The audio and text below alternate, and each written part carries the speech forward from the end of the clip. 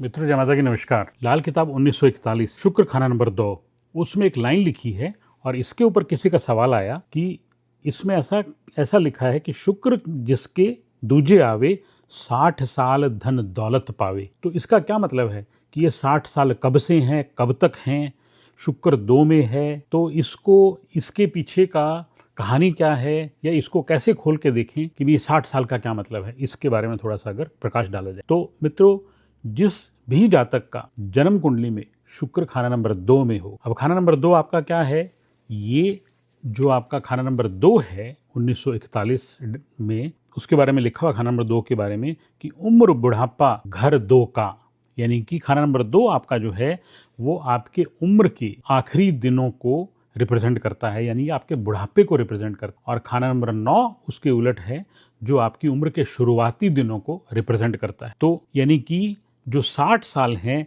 वो आपके उम्र के अंतिम 60 साल। अब वो कब होंगे अंतिम 60 साल, कब से होंगे और कब होंगे? तो अगर जातक का शुक्र 2 है, यानी कि जब उसका शुक्र जागृत हो जाए, यानी कि उसका विवाह हो जाए, मान लीजिए किसी जातक का 25वें साल में विवाह होता है, तो 25 में 60 जोड़ लीजिए, यानी कि 85 साल की उम्र तक उसको शुक्र 2 के अच्छे नेक असर आएंगे। लेकिन उनकी शुरुआत कब होगी, उन असरों की, जो वो असर हैं उनकी शुरुआत कब होगी? तो यही खाना नंबर 2 में लिखा हुआ है कि जो आपके खाना नंबर 9 है वो आपकी उम्र के शुरुआती दिनों को बताता है। अब खाना नंबर 9 में आपका जो ग्रह बैठा है उसकी उम्र से, खाना नंबर 9 में जो आपका ग्रह बैठा है, मान लीजिए आपका खाना नंबर 9 में केतु बैठा है, तो यानी कि इस लाइन को अब ऐसे पढ़ेंगे कि जिसका शुक्र 2 है और खाना नंबर 9 में केतु बैठा है कि शुक्र जागृत होने से प्लस 60 साल, यानी कि 25वें साल में शादी हो गई है तो 60 साल 85 साल तक उसको नेक असर आएंगे। लेकिन उन असरों की शुरुआत कौन डिफाइन करेगा? केतु की उम्र से डिफाइन होगी, क्योंकि वो खाना नंबर 2, खाना नंबर 9 जो आपके शुरुआत का घर है, इन असरों के शुरू होने का घर है, क्योंकि 2 और 9 मित्रों आपस में मिलते हैं।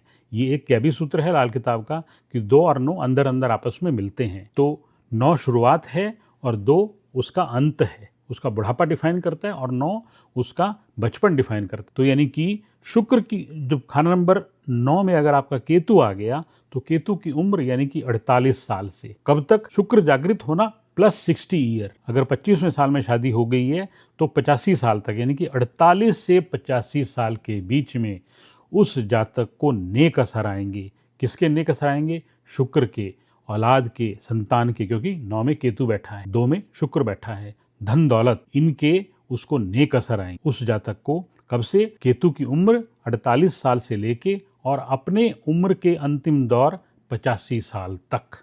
वो जातक 90 साल का भी होके जी सकता है, वो 100 साल का भी हो सकता है, लेकिन केतु की उम्र 48 से 85 तक उसको अच्छे असर आएंगे। ऐसे ही अगर 9 में मान लीजिए उसका चंद्रमा बैठा है तो उसको शुक्र जागृत होने की उम्र प्लस चंद्रमा की उम्र, ये दोनों कंडीशन फुलफिल होनी चाहिए। अगर उस जातक की शादी 30वें साल में होती है तो फिर चंद्रमा की उम्र जो है 24वें साल, उससे नेक असर नहीं आएंगे, फिर 30 से 85 तक नेक असर आएंगे। अगर उसका विवाह 21वें साल में हो जाता है तो चंद्रमा की उम्र 24 से 85 साल तक उसको नेक असर आएंगे, यानी कि 61 साल का बहुत गोल्डन पीरियड उस जातक का होगा। तो 2 और 9 में ग्रह होने चाहिए। अब आप ये भी पूछ सकते हो कि 2 में ग्रह नहीं है, 9 में ग्रह नहीं है, फिर क्या करे वो? तो फिर अपने इन घरों को आप जगाइए मित्रों। कैसे जगाएंगे?